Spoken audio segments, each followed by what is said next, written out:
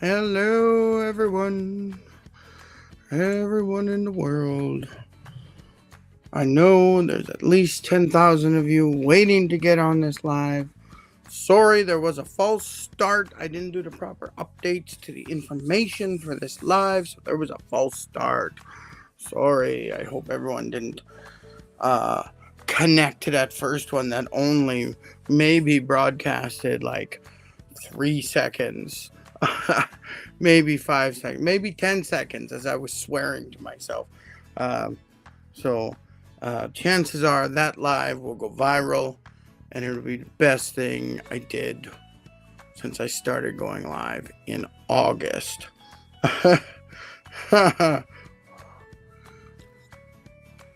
Earl Grey tea.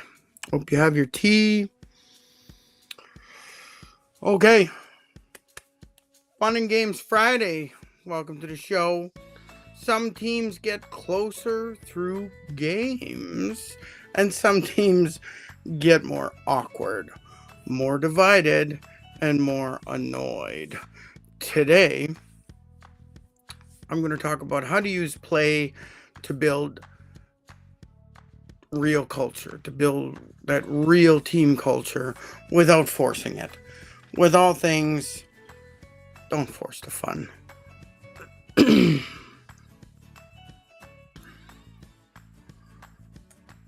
Let's start off with a question.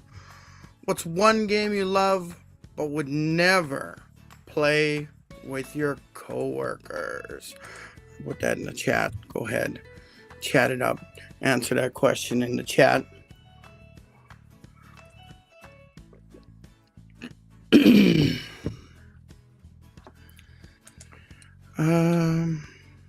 Yeah. But everyone who wants to watch the show has gotten all confused and they're like, oh, he was live and I connected to the live and then I sat there and there was nothing and oh yeah, look at that. Shows looking at the YouTube, it says 10 seconds. I'm gonna delete that show forever. 10 seconds of the Friday Fun and Games. Oh, and I suppose it showed up on the Instagram and the LinkedIn. Oh. Previously live. Oh my God. No, this was yesterday. Okay, good. Let's see if LinkedIn got it. It says I'm currently live here. But it's not showing that 10-second one. So that's good. That's good. Let's check the Facebook. See if it accidentally is showing me going live right now. I'm going to go into it. See if it had the false start to 10 seconds. 6-second false start. Oh, on Facebook, on my Facebook business page. So, how do I delete it? Oh, I'm not logged in as my business. Oh, false starts. False starts. 6-second false start. Move to trash. Alright. That's more better. Which else? Which other one I care about? Not really. I don't care about anything else. YouTube's a big one. Oh, I see a couple of people found it. Great. Like I said, today we're talking about how gameplay at work can improve your work culture. We'll see. We'll see.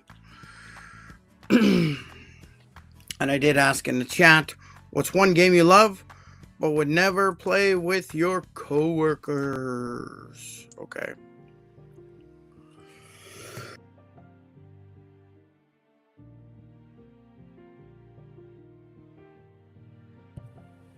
Got a few things what we should know by the end of the show, why team building games often fail.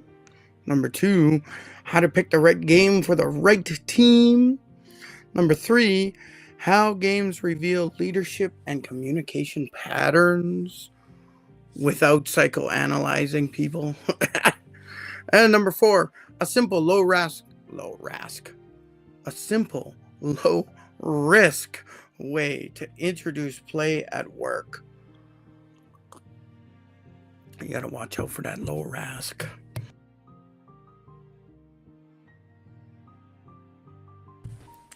Low risk will be the death of any organization.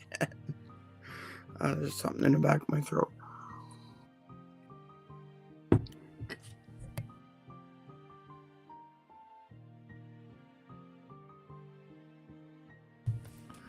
That's the problem with going live. You get to see me coughing and choking on something in the back of my throat. All right. So, segment number 1, forced fun versus real play. The fastest way to kill fun in an organization is mandatory participation. Everybody needs to come to the Friday night karaoke after hours.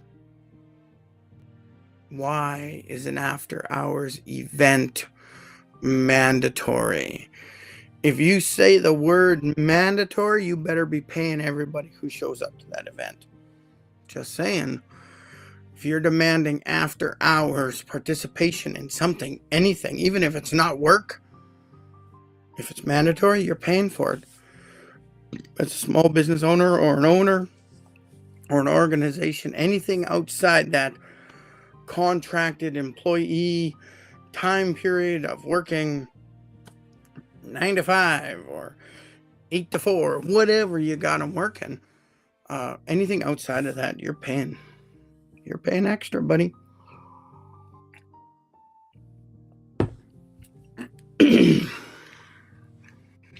You know, a really savvy employee is going to negotiate and make sure it's in the contract that they never have to work on weekends, and they will not be punished if they ever turn down a weekend work thing, right? That's a savvy employee. That's what they're going to do.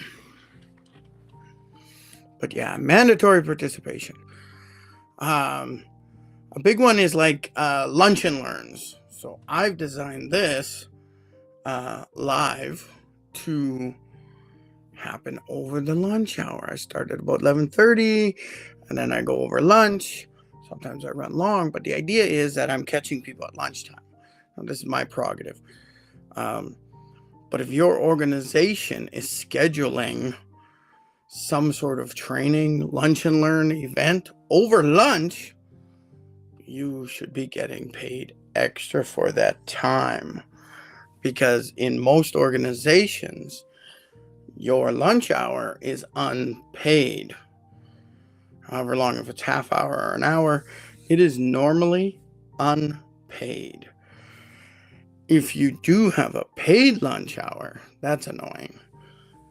And your organization is probably breaking some labor laws if the time of work is pretty long. Normally, you're thinking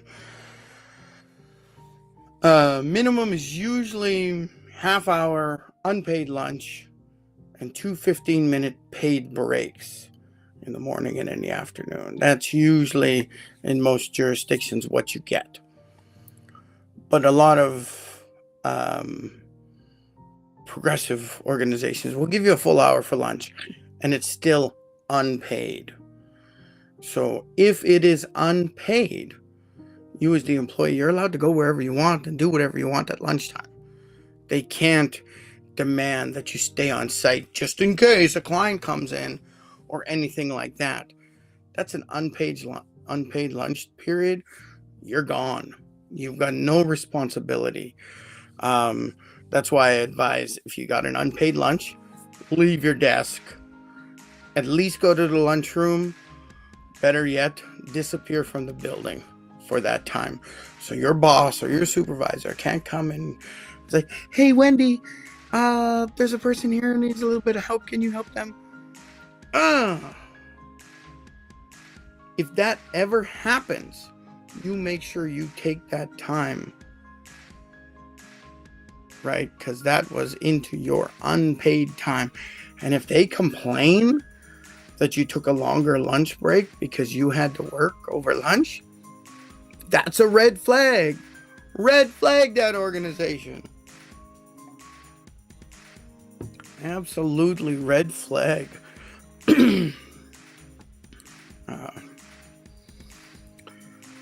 So, if you want to get people to have real play and have some real fun, play some games at work, make it optional, make it low stakes, make it low pressure. I mean, hey everybody, we're playing this game at lunch hour. If anyone wants to play, we'll be in the lunchroom, right? No pressure. They don't have to play if they don't want to. Like low stakes, nobody's going to get fired if they don't play a round of whatever game at lunchtime, right? Low pressure, you know, especially if these are after hour events. Several of us going out to do this thing, or we're meeting at Wendy's place to go play board games this Friday night or this Saturday or whatever. Everybody's invited. Come if you want to. All right, bring your snacks. Always bring snacks. Game night, bring your snacks, man. Unless the host specifically says, don't bring snacks. You bring snacks. Sorry.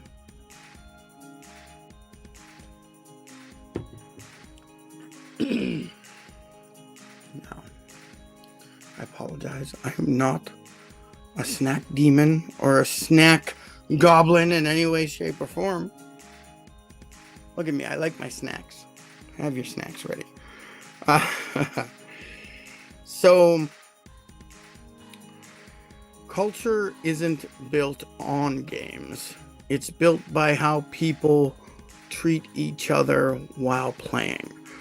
So, that's why I always like, don't play Monopoly, man. Monopoly destroys families, right? So imagine the damage Monopoly can do to your work and your organization and your coworkers. Don't play Monopoly. As the last game you want to play at work. But you want to see how everyone kind of plays the game. Are they taking it seriously? Are they really having fun? What kind of strategy are they kind of doing? Why is my hair up like this? What kind of strategy are they doing? Are they doing evil things? Are they trying to help everyone else? Like, what are they doing? I'm not saying we're trying to identify the bad people in the office and get rid of them. No, what I'm saying is try to find your people, the people you know you're going to be able to work with and get along with and have a really great work relationship with, right? That's what you're doing with these. You're not looking for that guy, he always uses this strategy in every game and just pisses everyone off, right?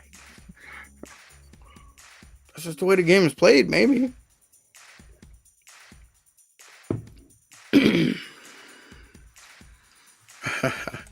So, I'm going to put this question in the comments.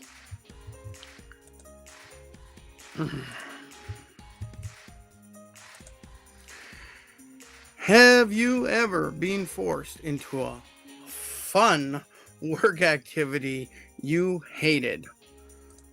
And was it fun? Comment. Let's chat about it. Now that comment, I'm commenting and I can see it went to Twitch, it went to Facebook, and it went to YouTube. Those are the three places that comment went to. So if you didn't see the comment come up on your screen, I'm sorry. That's probably not a good place to watch this show. And that also means if you do make a comment, let's say you're on LinkedIn or if you're on Twitter X, where else am I? Yeah, those two places. I probably won't see the comment here to answer any of your comments. So get on the other platforms, Twitch, my Facebook business page, or my YouTube page. Best places to go if you want to interact with me. So let's go to segment number 2. Now, I'm going to talk about the 3 types of workplace games. 3 types. 3. Iak niso nisto in Cree. 3. 3 workplace games. It's kind of related to what I've spoken about in the past about collaborator, scorekeeper, wild card type of people in the organization, but I really want to change it up and really the type of games. Or the first game type, connection games, and these are going to help you build trust and belonging. So these games are quick, they're social, they're low strategy, great for new teams or kind of tense teams, right? Get you working together.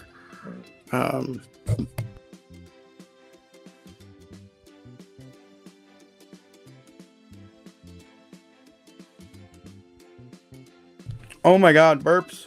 Sorry, I must have gulped my tea. Anyway, connection games.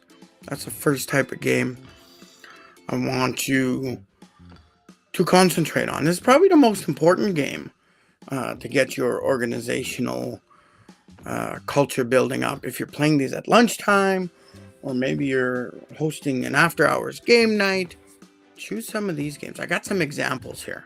They're way down here. Connection board games. There's a game called Just One. And I've got the Amazon link there if you want to go check it out. Just One. And why didn't I write down the description of the game? Just One is a good example of a connection board game. These aren't going to be fight to the death type games. What else we got? We got another game called Wavelength. That's also an Amazon link there. You can go check it out, find more detail about it. This one looked interesting, almost scary, spooky. This one is called The Mind. So, The Mind. And then that's the Amazon link too. You can go check out the game to get more details about it.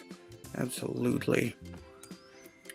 And there's a couple more I came up with in my research that my ChatGPT helped me search for. Dixit. This also an Amazon link here. I've only heard a couple of these games and I haven't played any of them. So there's some really interesting game out there. Now, I have heard about this next one. This one is called Monikers. And that's it there on YouTube also. I've heard of this game, Monikers. And I feel like it might have been in a movie or something, and someone was mocking it or something. I can't remember what it was, but I remember hearing about this game, Monikers. But they all look like these great games that help you connect. They're like all kind of team cooperative games. So you're working together. So yeah, they're kind of neat. Okay, the second type of game you should be concentrating on, skills games. This is for building communication and collaboration. These are kind of like co-puzzle games, information sharing, role clarity, helps teams practice clarity without real consequences. We get in that situation where it's like we're not quite understanding what the instructions were from our coworker or from our boss, and we do that rephrasing thing where we say, so you mean I should be doing this? And we say it in our own words, and we're trying to get more clarification. And then that's where the other person says, no, that's not what I mean. Or that's exactly what I mean, right? You're trying to get that clarification. So these types of games, the skills games, right? These are, you start introducing the games, you want to use those first ones, the connection games. As you start having more game events, games in your lunchroom, game nights for the team or whatever, then you want to start doing the skills games. Maybe you'd start your game night with a round of a connection game, and then you'd finish the night with a round of skills games or something like that, while you're eating all the snacks that everyone brought, right? If you're a small business, absolutely pay for the snacks. Pay for a venue if you're using a venue. Pay for, you might have a great boardroom, and maybe you just bring in a caterer for an evening meal with everybody, and then you purchase a few of these games, and you can host this game night at the office if you want. If you got a great space, a boardroom or something bigger where people can relax.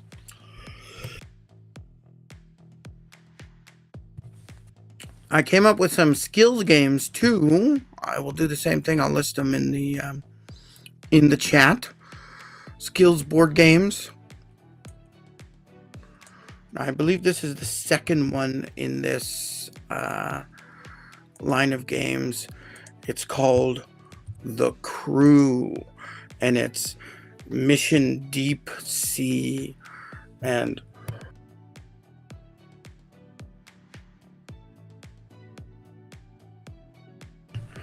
that's the Amazon link if you want to go purchase it.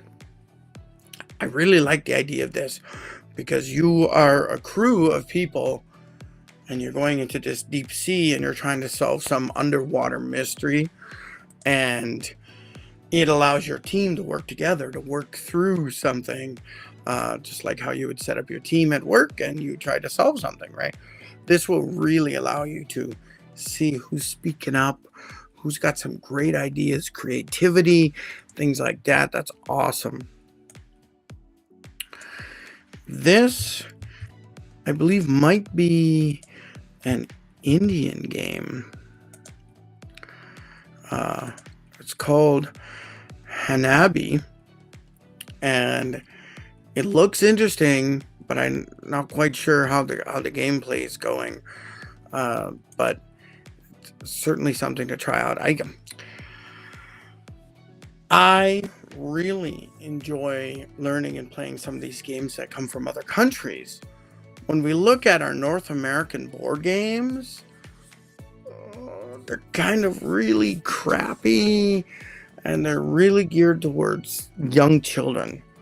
Except for Monopoly. You shouldn't play Monopoly with your kids. That's a terrible game. But when we start pulling in games from other countries and other cultures, they may have been adapted to our language.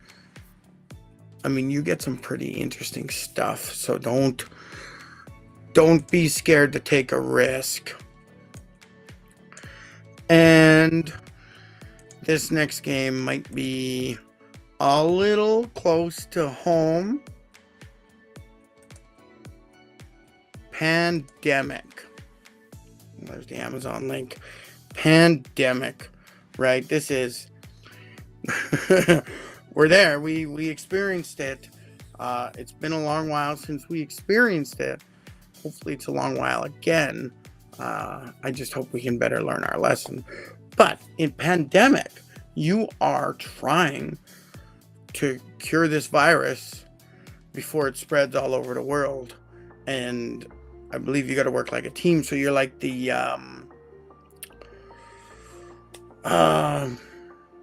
what's that team? The CDC or something like that. They're on the ground. They're trying to solve the mystery of this virus, right? That's making everyone sick. So that actually seems fun, but it might be a little too close to home. So maybe you don't want to use that one. Boy, a lot of segments this time. I don't know if we'll get through all these. Anyway, maybe we will. The third type of game type C, is challenge games. These are for competition and energy. So these will only work when trust is already solid within your team. So your team has been together and you haven't had any massive HR issues, and everybody kind of jives and works well together, and maybe the organization is really making some money. So don't go straight into these challenge games unless you are very confident in your team. Right? Only works when trust is already solid. These are competitive games, and they can blow up a shaky culture, right? I mean, they're valuable for a strong team, but they're not valuable for a weak team or a team that's still going through the, Storm and Norman levels, reforming. I can't remember the levels of team building, right? These games are for when the team is stable and they've gone through all that process and you've gotten rid of all the bad stuff. And now you're working together, right? So,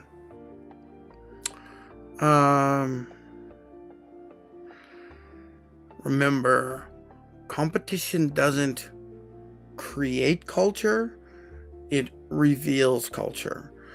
So I've been in organizations where the owner, manager, or whatever, they've come in and they said, we're gonna have a competition for the staff members. People on this team, they will get a bonus for the person who makes the most sales or whatever, right? Or converts the most clients. That's kind of a last ditch thing, right? This is the last thing you should be doing. You should work through all kinds of other ways of making your team more proficient before you bring out the challenge, right? Before you bring out that competition between each other. Because in reality, the people you're trying to pit against each other, they're all on the same team. As a business owner, they're your team. So the last thing you want to do is have them fighting each other. You want them to work together as much as possible.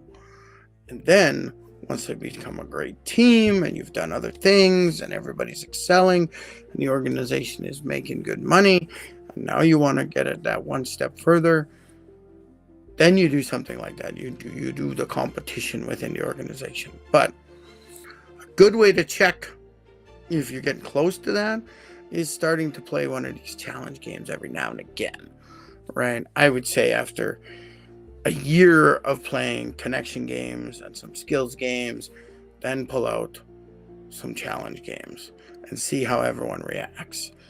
And at that point, you'll start to see if the team really is ready for some sort of internal competition. So the challenge games, I made a list here too.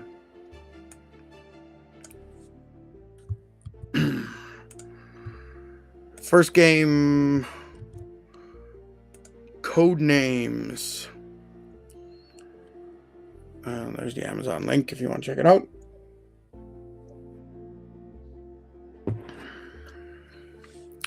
I've completely blanked on what this game is. I'm sorry. You have to check the link, find out yourself. I'm sure it looked interesting. Why else would I have it on the list?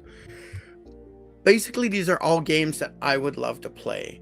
If I had the game in my house, I would definitely want to play these games sometime. Not pandemic. What's going on?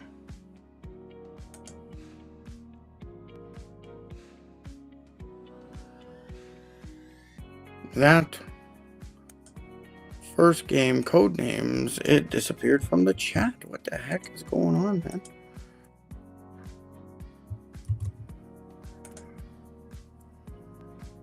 Yeah, Codenames disappeared. So I put it in again. It's there. It is there. I don't know why it disappeared in the chat. But I put in the Seven Wonders game. This looks fun. I'm a little bit of a history buff. So the idea of these world wonders, certainly interesting to me. World history is very interesting to me. I guess I'm a typical guy. Once you become a husband and an older guy, you have two choices on what your hobby's going to be. Grilling or World War II. So I'm a vegan, so obviously I'm not grilling that much. But World War II, aka history documentaries, I really enjoy. So I guess that's where I am. Brent, what did you say? I agree. There's no I in team. Team success is based on a lot of I working together. Yeah, Brent, absolutely.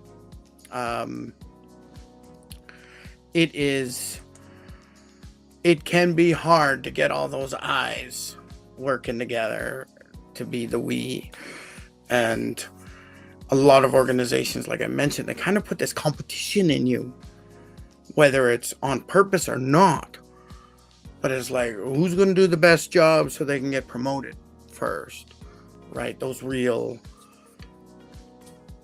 things that are like trying to push the I in us. And I mean, I would promote that person who is a team player first. That person who helps create the team, they support their team, they're constantly helping. That's the person you want to promote, because that's kind of the first step in supervision and management, right? If you're comfortable with giving up some of your time so that you're maybe not the rock star because you've spent extra time helping everyone else become rock stars, then that's the person I want. That's a person I want to promote, right? So challenge games, we had Codenames and we had the Seven Wonders. And the third game I pulled out, I played this one. I have this one in the house. It is Ticket to Ride. Oh yeah. You're building a railroad empire on the board. So you're trying to make the longest train connections and trying to get your train to different places to make points and stuff like that. It's a great board game. But yeah, it can get a little rowdy because there's only so much you can do to get your train route in. Sometimes there's the ability to have two routes together because it's a busy corridor. But if you can't get your connection in there first, you may have to go all the way around to get your connection done. So it can be a little bit rowdy. But that's okay. I enjoy Ticket to Ride. We purchased the European German one. I think our board flips over and we got two maps.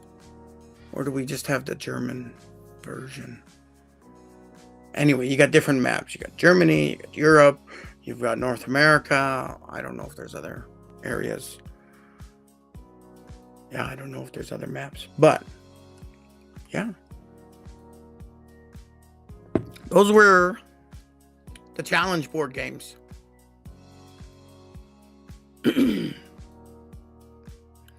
Remember, competition doesn't create culture, it reveals culture. So use the challenge games only after you've used some connection games and tested the skills game, right? You don't want your whole team to just fall apart. I mean, if you're going to do a challenge game, I would say Monopoly is in the extreme challenge game territory. So absolutely don't be using Monopoly as your team building.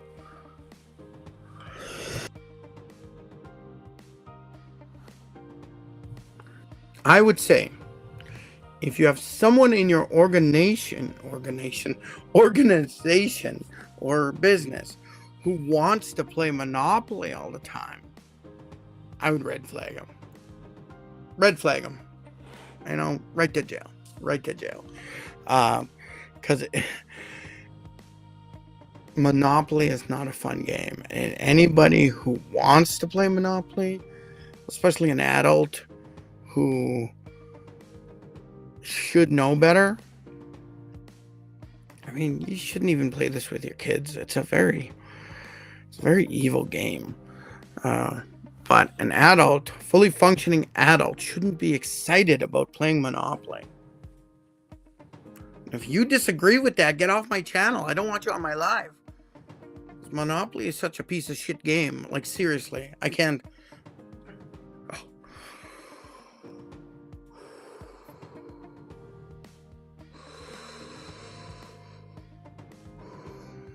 All right. Sorry about the Monopoly rant. Let's go to segment number 4. Games as a leadership lab. Oh my god. Oh, what's this? Something on me. Okay. Games as a leadership lab.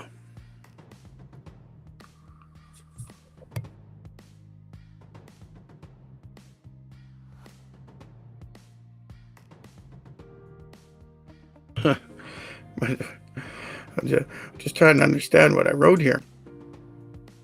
It's a mini teaching moment. Game night leadership is leadership without the title. What the hell did I mean? Game night leadership is leadership without the title. Okay, maybe that'll make more sense after we go through this topic a little bit more.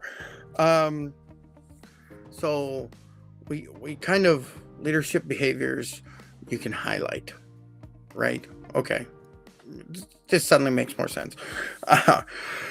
So there's things at the game night that will give you leadership tips, hints. So hosting, whoever's hosting, this equals to they're creating structure and safety, right? I'm bringing people into my home. I'm getting snacks ready. I'm getting drinks ready. I'm making it comfortable. I'm making sure my dog is locked away. I'm making sure that evil cat is locked away. I'm creating a structured, safe environment, right? And if you go into someone's house and it's a complete disaster, or they haven't prepared anything, they haven't done any sort of organizing, you realize they didn't at least bring out a couple games for you to play, right? Like,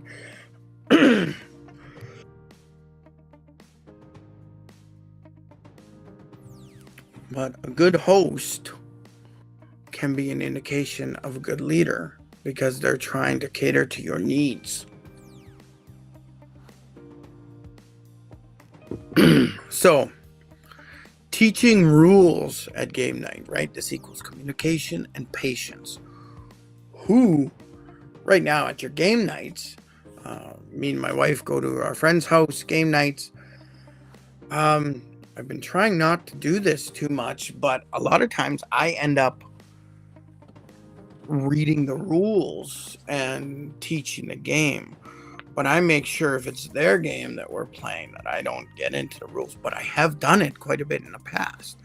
So if you have someone who's really good at reading and understanding the rules and helping other people learn the game, there's some communications, patience, leadership skills that are hidden in there.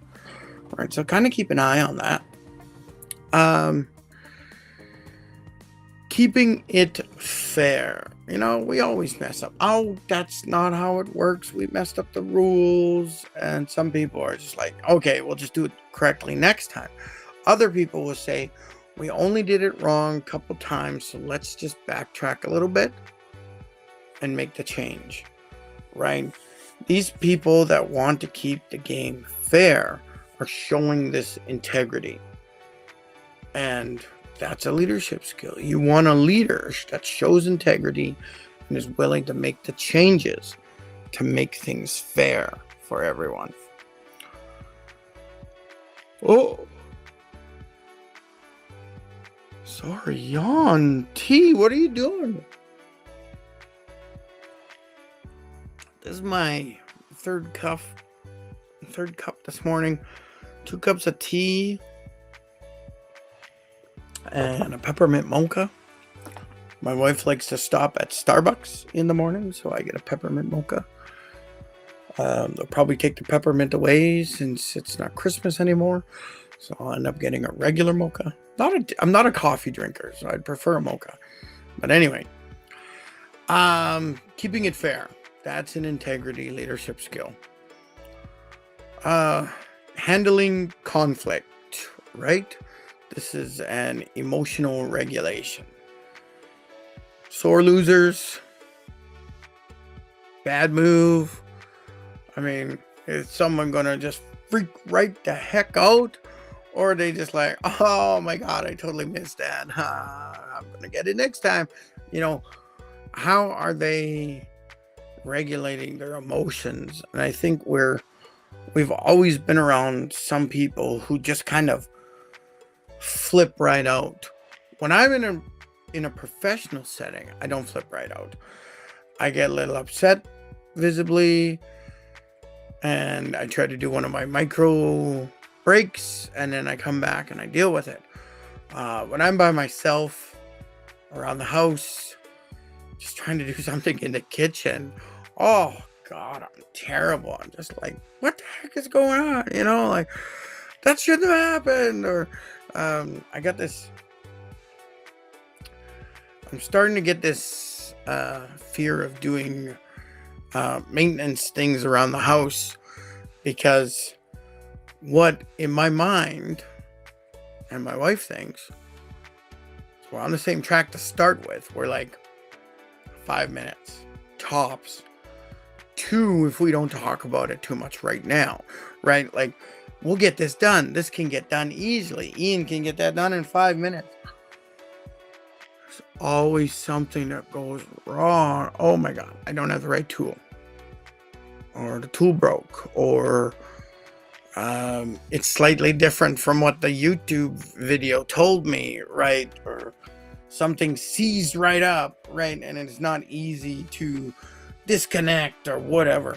And it turns into this battle.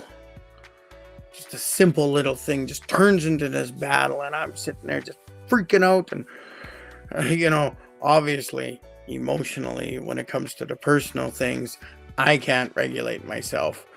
But that's because I'm in my home around the people I trust and love. And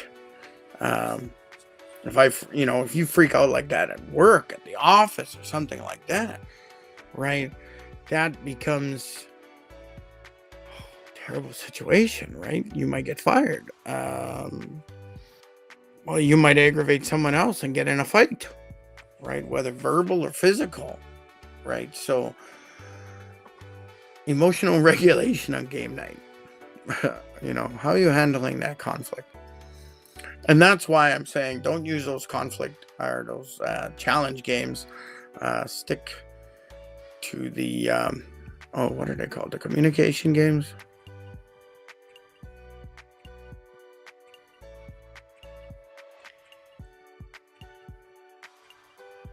I skipped a section. Anyway. So we're down to teaching rules, keeping it fair, handling conflict, right? We're talking about that. Including quiet people. That includes real leadership.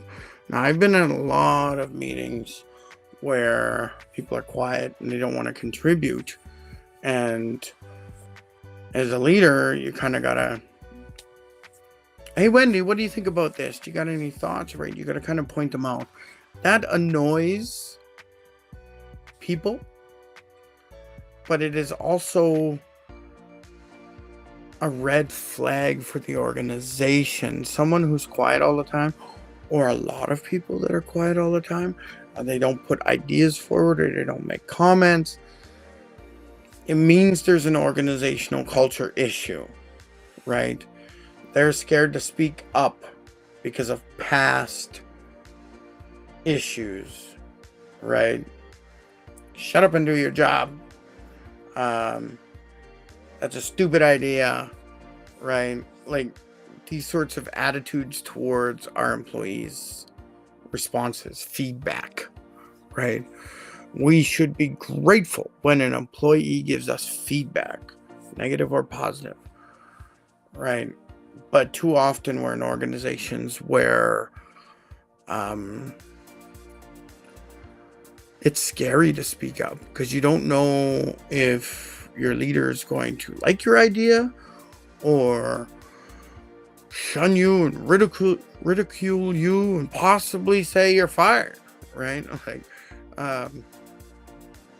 so definitely on these game nights, that's an opportunity to try to make sure you're including the quiet people so that they can get used to being in a team space, right? So this might not just be introverts. An introvert probably won't even come to a game night, right? So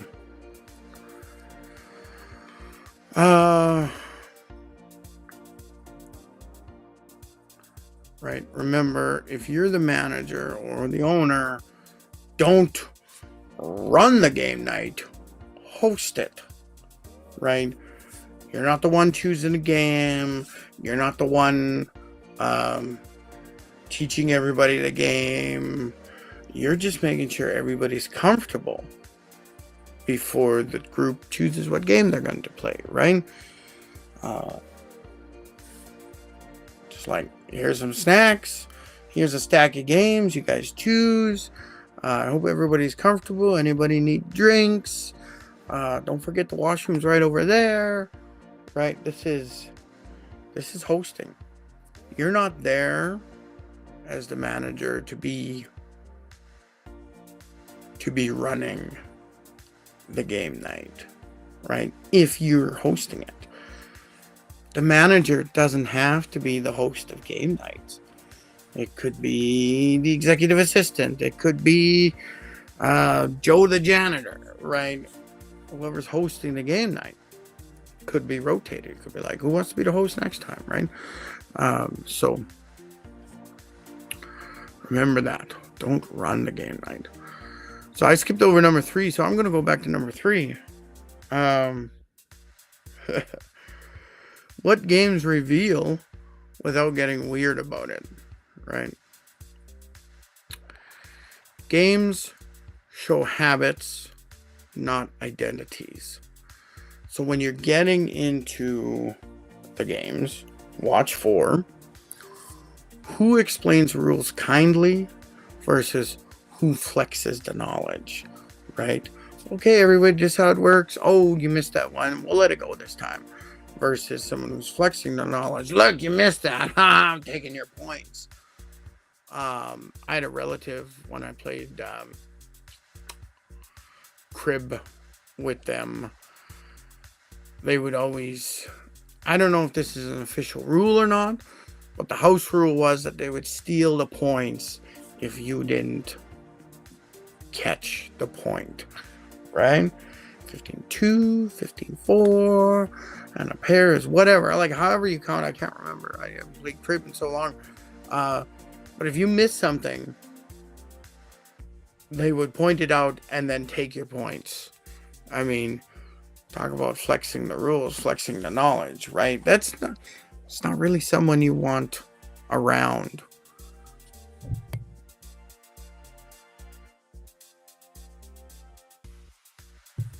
You want that person that says, "Oh, Ian, you missed these 2 points."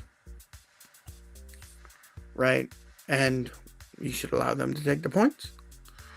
That's better.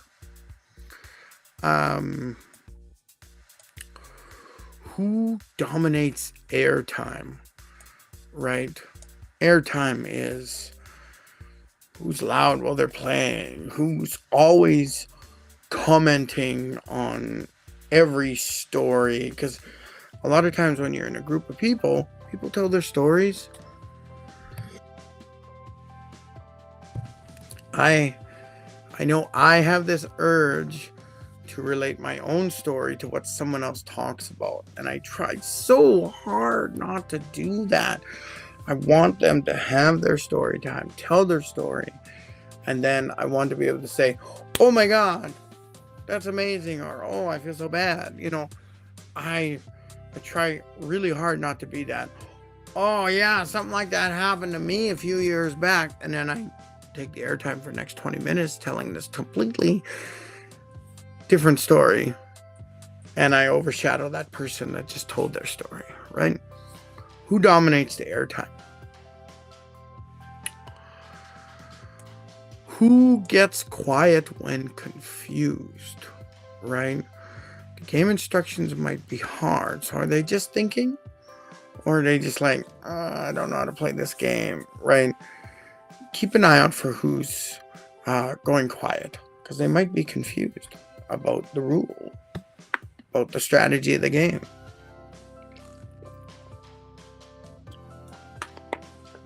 Oh, this next one. Who blames the game versus learns the system? Oh, a stupid game. That's a stupid rule. It made me lose. I was doing this, and now I can't do anything, right? Versus somebody who's like, "Oh God, I spent the whole game doing this, and I totally forgot I was supposed to be doing this at the same time." Well, I guess I'll change up my strategy for next game, right? I do that a lot. My wife has real awesome beginner's luck when she plays a new game. She almost very high rate, like 75%, like she'll win or very nearly win the first time she plays a game, a board game with people. It was funny. We were driving around one time. This was early in our relationship, and we like to drive around. So we would drive around the city. We would drive around just neighborhoods we've never been in. And we also enjoy taking slightly longer drives. We'll drive for an hour outside the city and then drive back a different route or whatever, right? We like to explore. And usually we're snacking while we're in the vehicle or whatever. Anyway, so we drove by a bingo hall, and I'm like, "You want to go play bingo?" And my wife's like, "No, I don't know. I don't like bingo, but I guess we can go try it out." So we went and played bingo. I think we purchased like 2 games or something like that. It was pretty simple. And my wife, she was doing the digital bingo, and she was just, it was like auto dab button, right? So she was just clicking away. Every time they'd announce a new number, she'd just clicking away. I think she might have even pulled out her phone and might have been reading while she was clicking or whatever. There's this lady sitting next to her who is grumbling and getting mad at the game, and I think she was actually dabbing, and she had her bingo cards out everywhere. And then, my wife was just, yeah, whatever. Oh, this is getting boring. Like, we were like, yeah, it's just about time to go. She wins like a $500 jackpot for this, like, progressive, I think it was a satellite bingo game. So there was people playing in multiple places at different bingo halls. So she won this $500. Oh, the lady next to her, just a real bad attitude, right? She was not impressed. Oh, my wife was just like, let's go. This is getting stupid. And then she won $500. We don't dare go play bingo again because her beginner luck is gone. So the next thing, what games reveal? Who checks on others? Like a psych test, right? It's like, hey, Wendy, are you okay? Did you like this game? Is there something wrong? Right? Like, that person who's checking up on other people. Who's doing that checking? It would be a caring person. Definitely someone you want to keep in your organization because they're concerned about their coworkers.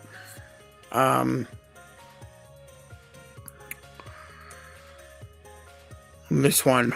Oh my God. Who turns mistakes into jokes in a healthy way or shames people in a toxic way? Right? Oh my God, you didn't do it. You were so close. Oh, next time. Compared to, what were you doing? You were so close to getting this done. What a loser.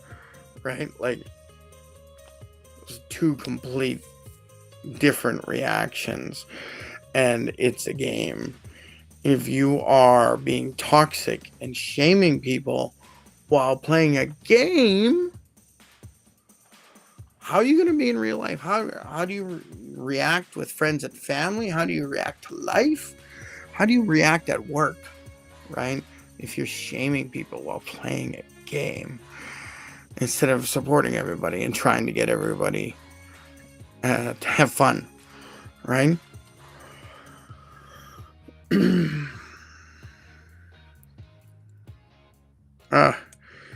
In your group of friends or at work, if you're playing games at work, here's a question I'm going to put in the comments. In your friend group, who becomes the rules lawyer and who becomes the vibes manager? Right? The rules lawyer. Oh, I got the instructions. That's not how you did it. It's not how it's wrong. We got to correct this. Or, right? Whatever. Who cares? Let it go. And who becomes the vibe managers? That's the person who just said, who cares? Let it go, man. Anybody want another cup of tea? Right? Keep an eye on those people, because that's a telltale sign. Not knocking at my bedroom door. That's just all I know. So, segment number 5. The lunchroom game rule. I kind of hit on this last time I talked about games. So I'll try to make the rules a little bit more clear, right? The lunchroom safe game checklist. Here's your checklist for games in the lunchroom. Can the game be played in 15 to 30 minutes? Check. You want quicker games because you don't want, like, we'll leave the board up and we'll finish it after work, or we'll finish it tomorrow's lunchtime or something. Like, you don't want a game that does that, right? You want to be able to get a game done. I say, better yet, can you do a couple games in that period, right? There could be some fun games out there that are quick and easy. Games that are easy to learn, like 2 minutes. hey, everybody, you just do this, you do this. Let's play it one round, and then we'll go, right? Doesn't require deep strategy. This is lunchtime. I'm getting away from my desk. I'm trying to clear my head. I'm trying to relax. You want me to think strategy at lunchtime? No. Right? The game doesn't punish beginners. I think that comes down to the game's easy to learn.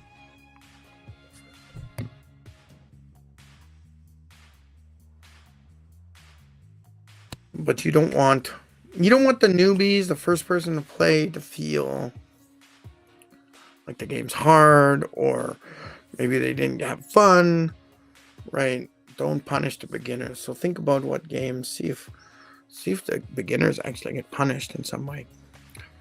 The game doesn't create ganging up dynamics. We're gonna work together, us two. We're gonna take out Wendy. Yeah, right. Because all of a sudden, the cliques in your organization also become these negative ganging up teams in the game. Because even though you might have a game where everybody's opponent, there still might be, hey, you're my work buddy, so we're not going to attack each other, right? Or we're going to help each other as soon as we realize the other person needs something, right? So try to avoid that ganging up dynamics. Lunchroom games, you should be able to let people opt out without social penalty. Hey, Wendy, you want to play? No, guys, today I don't feel like it. I'll just watch you play. Yeah, that's fine, Wendy. That's totally good, right? Like, there shouldn't be. Next time, it's like, let's not ask Wendy because she never wanted to play last time, right? Who cares if she doesn't want to play, right? It's not mandatory.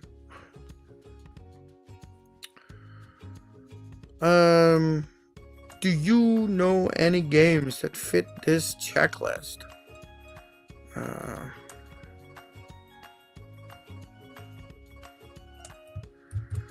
Put this in the chat. Here's the checklist.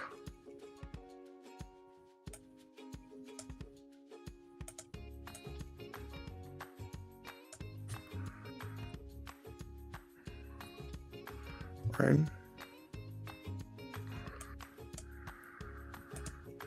Oh, see if that comes out right. And it looks terrible in our checklist, or in the chat, right? Drop a game that fits this checklist. So, oh boy, it was long, so it only showed up on Facebook. Sorry, everyone. Or it came out separately. Very weird. Did show up on Twitch and Facebook. It says it showed up on LinkedIn too, or YouTube also, but it just acted weird. Anyway, I didn't create the program.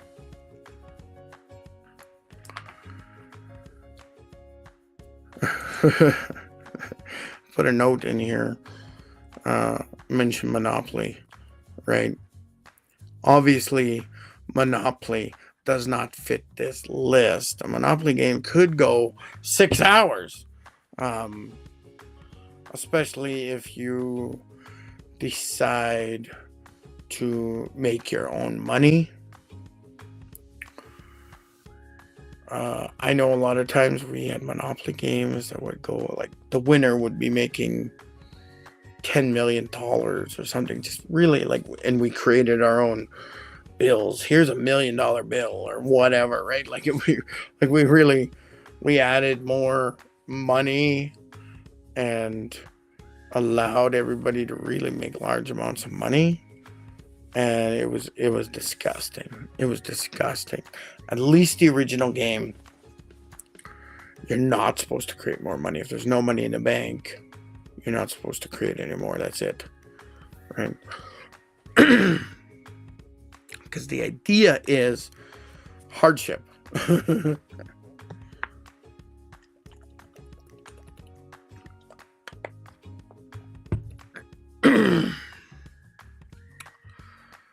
So I got segment number 6 here.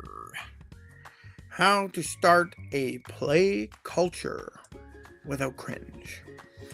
Right? A 4-step rollout. Number 1. One time, small group, optional. Right? Hey, we're only doing this thing one time. Anybody can come, but I've only got enough room around my table for 5-6 people, right? Whatever. And nobody has to come. Or if it's lunchroom game, hey, I brought this game in. Anyone want to play it at lunchtime? Right? Totally optional. Number 2, pick a connection game first. So I put them in the chat. You know, some of the connection games that I'm choosing. I put a lot in. There's like 5 or 6 or something like that. So there's a few that you can choose. If you can find a game that's a connection game like that, use it. Number 3, rotate who chooses. This prevents the clicks and the favorites within the organization, right? It's not like Wendy always gets to pick the game because she's bringing in the games or whatever, right?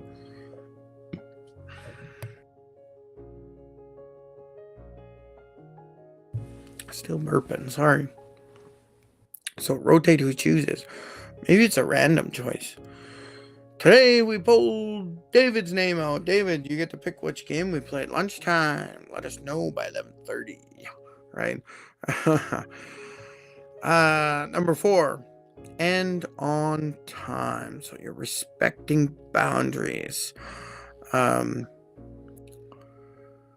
Respect is the real team building activity with this. We're respecting you to play the game. We're respecting your time. We're respecting your ability to have fun, right? So end on time. Those are the 4 rules to start a play culture in your organization.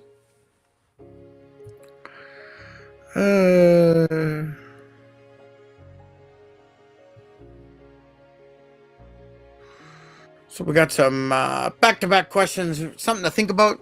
Maybe you throw it in the comments. Right? Game you love but won't play with your coworkers. I think I mentioned this all right. Game that instantly reveals who's a control freak. Do you have a game like that? What game does that make you think of, right? Game that reveals who's a great teacher. Have you experienced that? You play a game and there's one person who stands out and they're like, hey guys, I just want to help you do this, or this is the rule, or whatever, right? Who's good at revealing they're a teacher? What's a game that reveals who's emotionally unstable? Or, sorry, that wasn't the right word. Games that reveal who's emotionally unshakable. They stay calm, they stay collected, and they're a great person to have a game with, right? What game reveals who's secretly the leader? Have you ever played a game where once you get going, there's always somebody in the group who suddenly gets in charge and takes charge, becomes the leader? Oh my God, I can relate this to my university, one of my university classes, and we were talking about team building or leadership or something like that, and the activity that our instructor gave us was that the whole class gets together and we have a stick and everybody puts their fingers like this under the stick. So we're all standing in line on both sides, and we're just doing this. The stick is on top of our fingers. The instruction is put the stick on the floor by just lowering, but you must all keep your fingers on the stick. Okay. This is real revealing for me. So there was one person, actually there was, if I recall, there was two people who kind of came out and were like, okay, everybody, we got to work together. We got to, when one of us says down, we go down, and we go together. We all move together and go down. Like, they're trying to organize us in some way to make it work. There was two people that shined, that came out of the group to be the leader. And I got frustrated. It really kind of triggered me. Because as soon as we put our fingers in, that stupid stick started going up.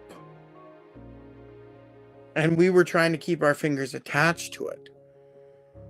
But I couldn't understand why everybody was pushing up when we were trying to go down.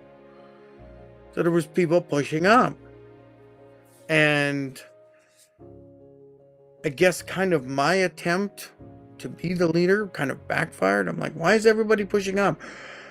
In that moment, I got frustrated and I was just like, oh my God, why isn't anyone learning? Who's pushing up?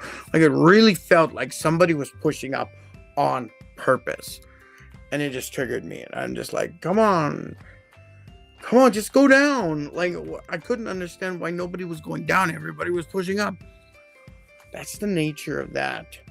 Because when you tell everybody that you must keep your fingers on the stick, everybody just kind of pushes up just a tiny little bit to keep the connection. But that's enough to push it off someone else's fingers. So a couple other people have to put their fingers up to retouch it, and it goes up again. And the first person is like, why did it move up? And they had to touch it, right? It actually forces everybody to move up. And I just freaked right out. Okay, not that. I got frustrated. I got really frustrated. And I'm like, I can't do this. And I went and sat down. And refused to participate. And it was actually a really great learning experience for everybody. And for me, in that situation, I was like, nobody was listening to me. So I just gave up, right?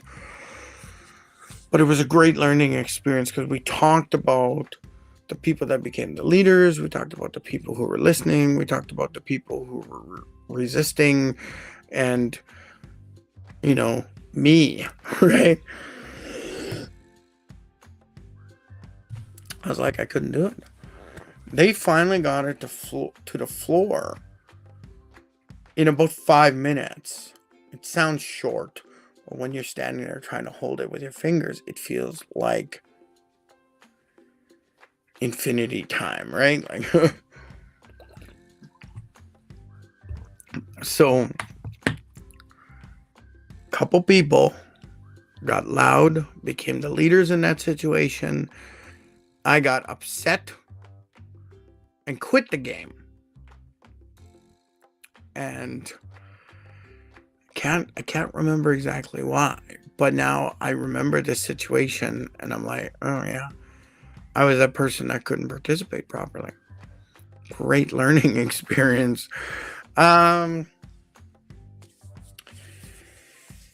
If, you know, play isn't childish, it's rehearsal. It rehearses communication, fairness, leadership, and emotional control. If you want a healthier workplace, you don't start with team building. You start with how people treat each other. and having some board games, especially the connection board games going, is a great way to get started. All right. Happy Friday, everybody. Hope everyone has a great weekend. I will see you next week. All right. Bye.